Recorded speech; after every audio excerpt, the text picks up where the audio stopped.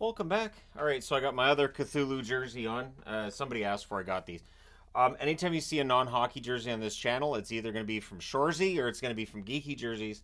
In this case, it's from Geeky Jerseys. All right, so with the Destroyer of Worlds on camera and all that, we'll go ahead and start things off talking about the Winnipeg Jets and the Arizona Coyotes. So the former Jets and current Jets.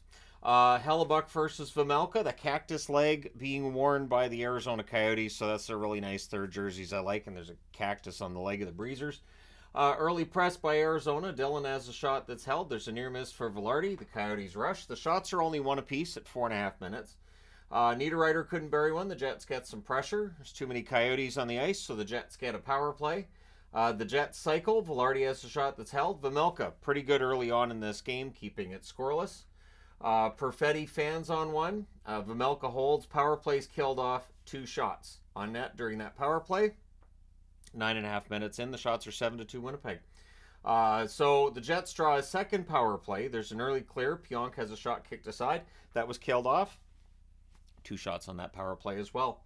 Kerfoot has a shot that's blocked. Kirkoni had a wraparound blocked as well. As the Jets continue to defensively play really, really smart hockey. It is very impressive to watch the Winnipeg Jets play hockey right now. Coyotes were building some momentum late in the period. Keller to Schmaltz, near miss. The Coyotes get a power play. That was killed off. There's a post from Michelli right after, and then at 17-16, Nemesnikov. He buries one from the slot. Puck comes out from behind the net. He buries it, so 1-0 Winnipeg. The Jets press with a minute and a half left. Velarde is denied on the doorstep. It is 1-0 after 1. Second period. We had a fight between Lowry and McBain early on. Pretty good tilt there. Jets emerged from that with the power play. Iafallo has a shot that's saved. It's cleared. The Jets cycle. Arizona clears it out again. Perfetti has a shot that's held. That power play's killed off. Tony Nato, potential goal by Tony Nato is blocked by Dursey. I think that was going in. Appleton fires one wide. The Coyotes clear. And then Ehlers. It's a one-timer from the high slot. Sandberg and Schmidt with the assists at 3:53. It's 2-0 for the Arizona Coyotes. For Winnipeg against the Coyotes. Winnipeg had 20 shots at that point. The Coyotes had 4. I was getting ahead of myself because I want to say Coyotes with 4 shots. But yeah, that's all they had in the entire game to that stage was 4 shots. Jets press for another. The shots are 8-0 at 7.5 minutes. But the first shot that Arizona gets in that period goes in. It is Schmaltz tipping one in. It had been a good press setting it up. Keller and Dermott with the assists at 8:08. Krause then fires one wide from the slot. It's cleared out. The Coyotes press with 8 minutes left.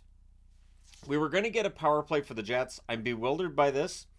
So it's scored during a delayed penalty. It's Perfetti at 14:04. Now there are 2 assists that were on this board. I've erased them because they took them away. But how can that be that possession didn't change so you don't call the power play? You don't call the penalty to cause the power play. And so Perfetti gets no assists on the goal at 14:04 to make it 3-1. So it should have been a penalty call. That goal shouldn't have counted if that's the case. Or they're going to put the assist back because they realize, well, there wasn't a possession change, so we have to kind of put it back.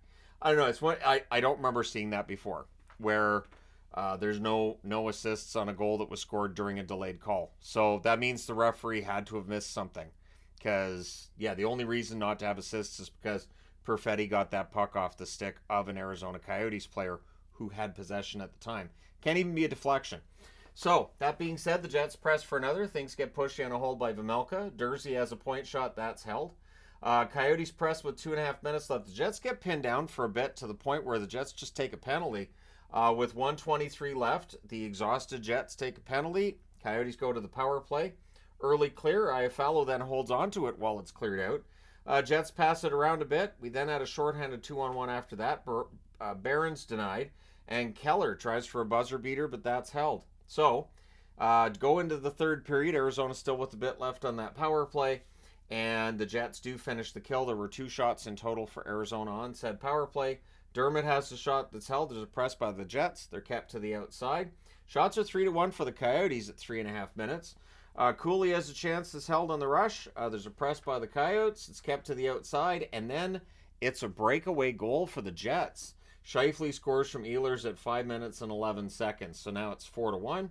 The Coyotes get some pressure. They're not getting very many shots when they're getting this pressure. So zone time, yes. Getting to the net, not so much. Jets draw power play. Velarde has a one-timer that saved. Perfetti then had a shot that was held. Power play's killed off. 3 shots, and that would end the Jets' day. They go 0 for 4 on the power play. They had 11 shots altogether, but they didn't get one. And then at 12:33, Hellebuck gets caught out of position, so just a turnover behind their net. Gunther puts it in, so that's his first of the season, and that makes it 4-2. Ehlers then has a chance 2-0. That's saved.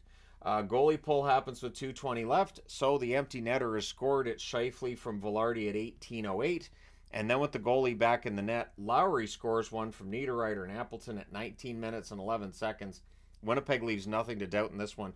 They win 6-2. They go to 26-9-4 with the win. The Coyotes 19-17-2 with the loss. Shots on net favored Winnipeg the whole way. 14-4 in the first, 12-5 in the second, 10-8 in the third. They outshoot the Coyotes 36-17. Power plays, Winnipeg 0 for 4, Arizona 0 for 2. Hits, 23-19 Arizona. Hellebuck saved 15 out of 17, not busy. And Vejmelka saved 30 out of 35. Very busy, and I wouldn't put it on him tonight. I don't think it's Hellebuck's fault, or not Hellebuck's, Vejmelka's fault. All right, next up, the Wings and the Ducks. And I'll do my best not to get mixed up in this one. So, Lyon versus Dostal, and 20 seconds in, the Ducks score. It's Zegras. Maybe he's about to get things going. That'd be great for Ducks fans and for Trevor Zegras. It's deflected in off Zegras, Terry, and Henrique with the assist. So 20 seconds in, on their first shot they've scored. This is potentially a nightmare scenario, right? If you're the Wings. Shots are 4-0 Ducks at 2 minutes. So the Ducks come out of the gate very, very strongly in this. Larkin then has a rush chance that's blocked. The Ducks rush back. DeBrincat has a shot that's tipped wide. The Ducks press at 5.5 minutes. Vakanainen has a shot that's held. There's some pushing. Power play for Detroit. Kane has a tip shot that's held. That was the Wings' first shot. It was at 9:53 of the period. Then Carrick clears. The Ducks, they play some keep away. There's a post for Goss to spare. The Wings cycle, and then they score. It's Larkin from Perron and Goss to spare at 11:09. It was a quick release shot from the slot. 1-1 tie at that stage. Larkin then gets hurt on a cross-check. The Wings have a power play. He exits. He smacked his stick on the boards. And he did. He took a cross-check in the back. I've talked about this. I talked about this in the violence video the other day. Teams know he has a bad back. He gets cross-checks in the back. I know it looks unfair.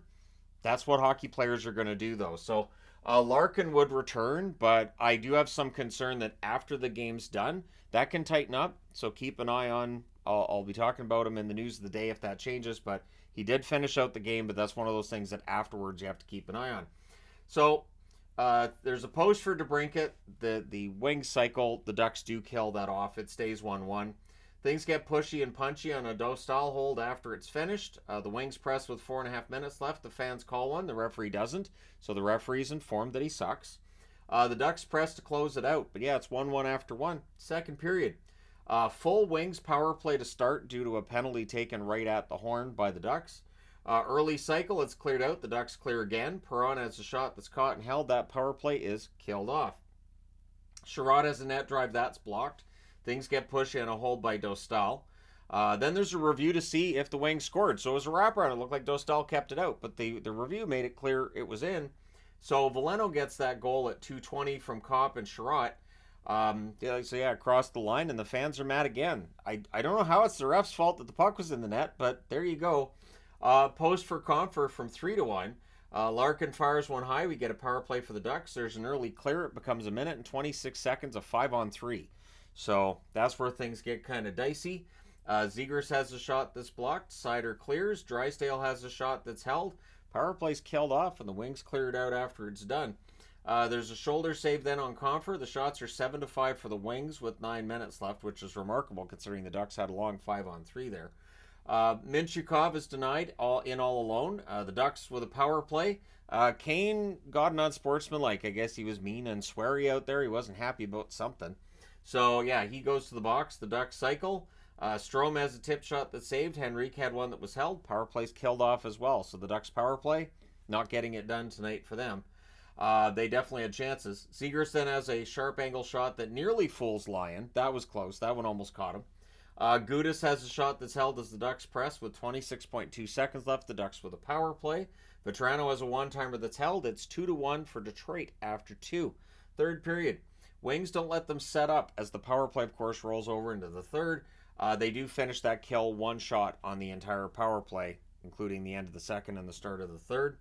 Wallman defends a Vetrano rush. I thought that was a really nice play by Jake Wallman, and he followed him back up the ice. Drysdale fires one wide, and then Zegras. He's kind of left all alone at the side of the net. He buries one top shelf for his second goal of the game. Fowler and Drysdale with the assists at 3:55. Shots are 2-1 for the Ducks at 5.5 minutes, and we're in a 2-2 tie, so, the Ducks doing what they have to do to try to get points here. Henrique has a net drive that's blocked. Sherrod had a chance that deflects out. Moritz Seider had a shot that was held. Wings draw a power play. They cycle. It's cleared out again. Post shorthanded for the Ducks. So the Ducks end up with a shorthanded post. I think that was Henrique that hit the post. Shorthanded. And the Wings can't set up until late. DeBrink gets robbed as it comes to an end. The Ducks cleared out. So the Wings power play unable to come through on that one. Terry has a net feed that's picked off. The Wings rush. Teams are trading chances. Good end-to-end rushes for both. The Ducks press. They can't get to the net, though. However, with 3:57 left, the Wings, they draw themselves a power play.